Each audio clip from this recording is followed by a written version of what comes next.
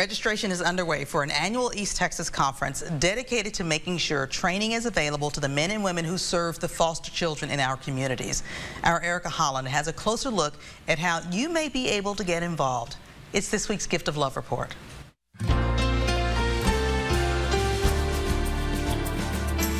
If you just hear foster care and child protective services, it's scary.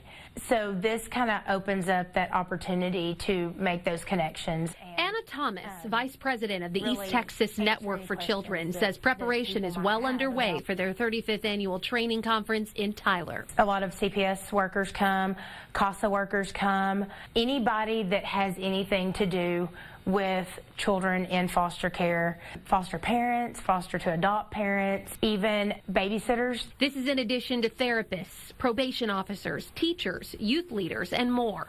So to educate them on how to handle trauma, how to handle the sensory needs, how to handle behavior, anything that these kids are going through, which is all of those things, especially when they come out of the foster care system. It's a collaboration of professionals under one roof for 2 days, offering what Thomas says is priceless information for the continuously growing number of foster kids in East Texas. Kids you likely come into contact with every day, maybe without even knowing. This year's theme is growing.